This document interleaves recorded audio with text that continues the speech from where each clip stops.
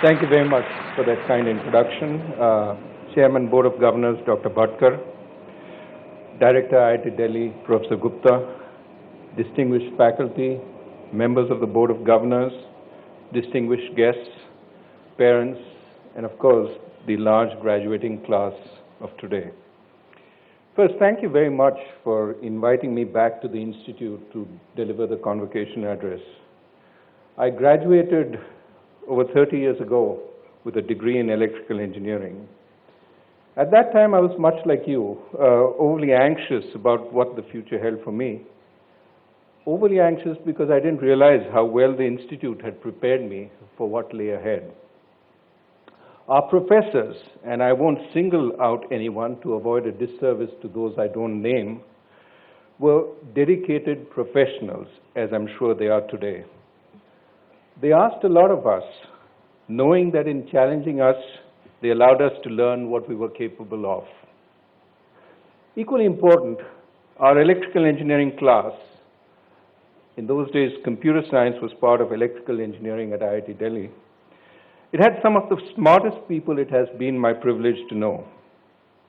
After working with them as colleagues and competing with them for grades, I learned what it took to succeed in the fiercest environments. Very hard work, friendship, and boatloads of luck. Those lessons have stayed with me since. I must mention that 3 of my batchmates are here today, all distinguished alums, or soon-to-be distinguished alums, Punita Kumar, Ashutosh Chilkoti, and Jan Sinha. And also back on campus is somebody who was a legend in our time, Ashish Nanda, who was a 10-pointer right through, not just at IIT Delhi, but also at IIM Ahmedabad. So it's great to have them back. I should also note Dr. Hariharan, whom I've read about, but I haven't had the privilege to meet. Now, IIT Delhi, then, as I'm sure it is now, was not only about studies. It was about growing up. We were, with a few notable exceptions, the proverbial school nerds who had been excluded from all school sports by the macho sports cases. Some plane is circling. So when we got to IIT with almost everyone in the same boat, I think for the first time in our lives, we got a chance to bat and bowl at nets instead of being posted at deep long on to retrieve the odd 6 by the stars. Everyone did something, ranging from photography to publishing. Of course, we all aspired to join dramatics, where you got to spend long hours with members of the opposite sex. Unfortunately, I was no good at acting, so I had to look elsewhere for self-actualization.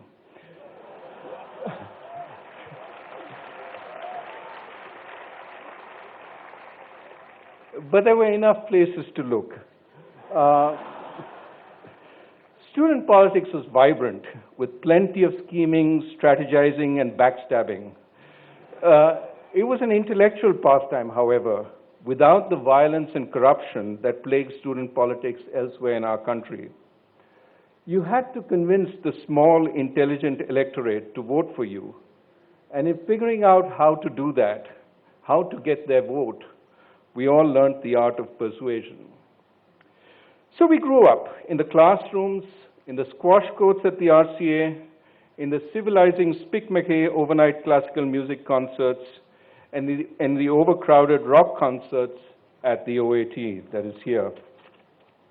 Some of us, of course, spent long hours waiting hopefully outside Kailash Hostel. I understand I should now include Himadri as another pilgrimage site.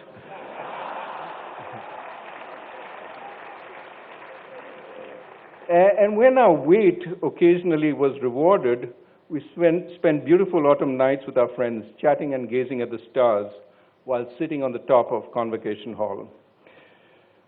The Institute replaced our naivety with a more confident maturity. We came in as smart boys and girls and left as wiser young men and women. I'm confident that the Institute has done to you what it did to us. You will thank it in the years to come for all that. Now, in speaking here today, I'm aware that most convocation addresses are soon forgotten. That creates a form of moral hazard for the speaker. If you're not going to remember what I say, I don't have the incentive to work hard at crafting my words. The net effect is what economists refer to as a bad equilibrium. My speech is forgettable, and you therefore forget it soon. If so, we're all probably better off with me skipping the rest of my speech and going on to the rest of the convocation. Nevertheless, I'm going to look beyond my personal incentives and fulfill my dharma as chief guest. I will speak on why India's tradition of debate and an open spirit of inquiry is critical for its economic progress. Let me explain. Robert Solow won the Nobel Prize in Economics for work that showed that the bulk of economic growth did not come from putting more factors of production, such as labor and capital, to work. Instead, it came from putting those factors of production together more cleverly.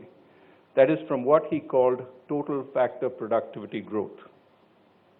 Put differently, new ideas, new methods of production, better logistics, these are what lead to sustained economic growth. Of course, a poor country like ours can grow for some time by putting more people to work, by moving them from low productivity agriculture to higher value-added industry or services, and by giving them better tools to do their jobs. As many of you who've taken economics will recognize, we in India are usually far from the production possibility frontier. So we can grow for a long time by just catching up with the methods of industrial countries. But more intelligent ways of working will enable us to leapfrog old methods and come more quickly to the production possibility frontier, as, for example, we've done in parts of the software industry.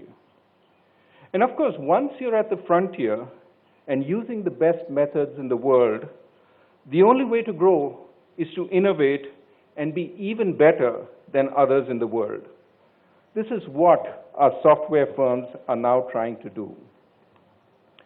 Our alums, whom you students will join shortly, are leading India's charge to the frontier and beyond.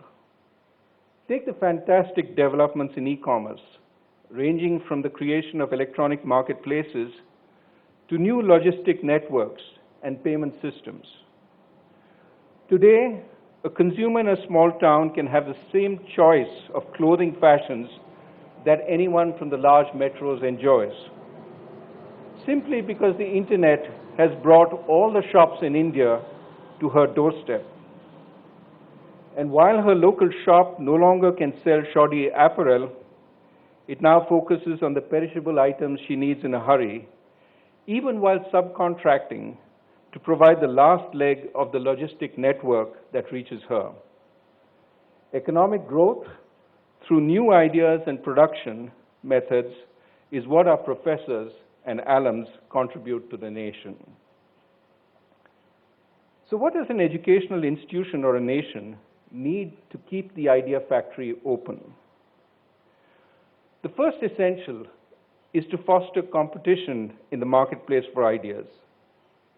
This means encouraging challenge to all authority and tradition, even while acknowledging that the only way of dismissing any view is through empirical tests. What this rules out is anyone imposing a particular view or ideology simply because of their power. Instead, all ideas should be scrutinized critically, no matter whether they originate domestically or abroad, whether they've matured over thousands of years or a few minutes, whether they come from an untutored student or a world-famous professor. I'm sure many of you must have come across Richard Feynman's lectures on physics. This was a must-read when we were at IIT. The Nobel Prize-winning physicist was one of the giants of the 20th century. In his autobiography, though, he writes how he found the atmosphere at the Institute of Advanced Studies at Princeton stultifying. As you know, the Institute of Advanced Studies brings together some of the finest scholars in the world to ponder problems in a multidisciplinary environment. But he found the atmosphere sterile because there were no students to ask him questions, questions that would force him to rethink his beliefs and perhaps discover new theories. Ideas start with questioning and alternative viewpoints, sometimes seemingly silly ones. After all, Einstein built his theory of relativity pondering the somewhat wacky question of what someone traveling in a train at the speed of light would experience. So nothing should be excluded, but everything should be subject to debate and constant testing. No one should be allowed to offer unquestioned pronouncement, including myself here. Without this competition for ideas, we have stagnation. This then leads to a second essential, protection, not of specific ideas and traditions, but the right to question and challenge, the right to behave differently so long as it doesn't hurt others seriously. In this protection lies societal self-interest, for it is by encouraging the challenge of innovative rebels that society develops, that it gets the ideas that propel Solo's total factor productivity growth. Fortunately, India has always protected debate and the right to have different views. Some have even embedded these views in permanent structures. Rajaraja Chola, in building the magnificent Brihadishwara Shaivite temple at Tanjore, also incorporated sculptures of Vishnu as well as of the meditating Buddha, thus admitting to alternative viewpoints.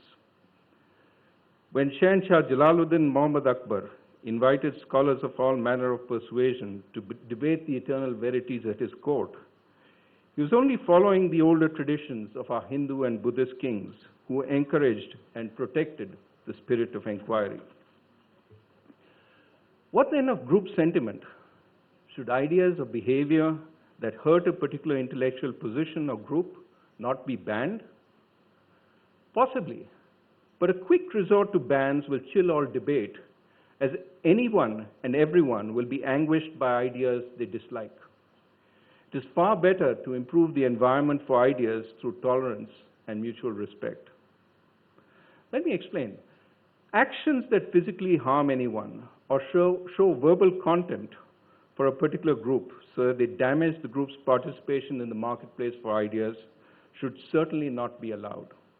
For example, sexual harassment, whether physical or verbal, has absolutely no place in society.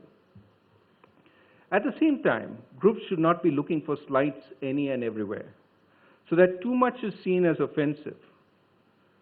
As some of you know, the theory of confirmation bias in psychology suggests that once one starts looking for insults, one can find them everywhere, even in the most innocuous statements.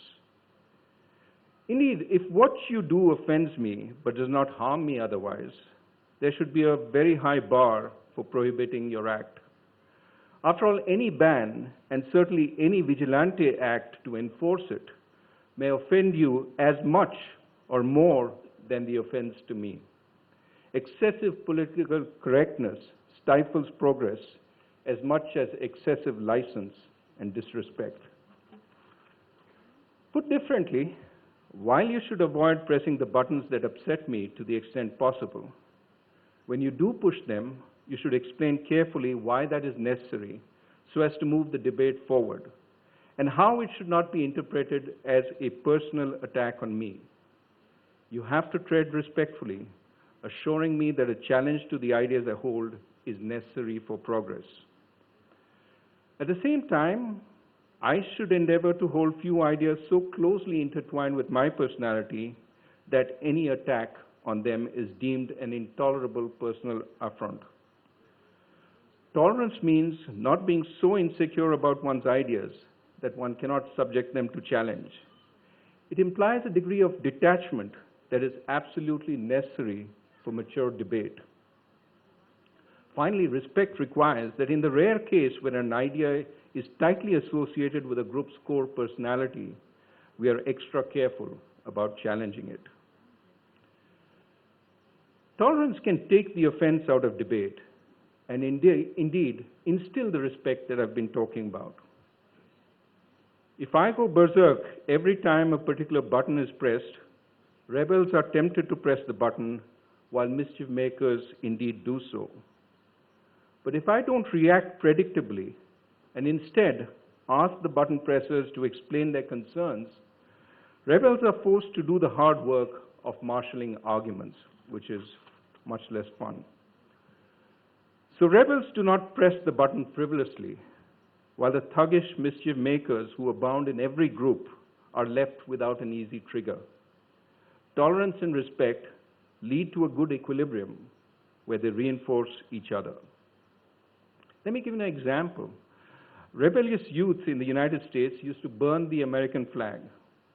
It was calculated to upset the older generation that had fought in America's wars, for the flag was a symbol of all that they had fought for. And the police, many of whom were veterans of those wars, used to react predictably with violence, which was precisely the reaction the rebels sought to instill to further their own cause. Over time, though, US society has become more tolerant of flag burning.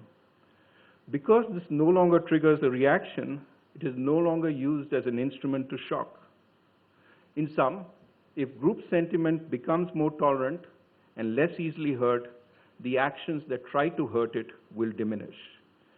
As Mahatma Gandhi said, the golden rule of conduct is mutual toleration, seeing that we will never all think alike, and we shall always see truth in fragments and from different points of view.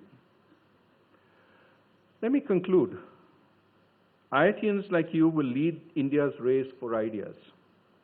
The India that you will graduate into is much more capable of using your technological capabilities and prowess than the India we graduated into. I wish you unlimited ambition and forecast great success for those of you who continue thinking and challenging. But as you go out in the world, remember our tradition of debate in an environment of respect and tolerance. By upholding it, by fighting for it, you'll be repaying your teachers in this great institution and your parents who worked so hard to send you here. And you'll be doing your country, our country, a great patriotic service. Thank you, good luck, and God bless you.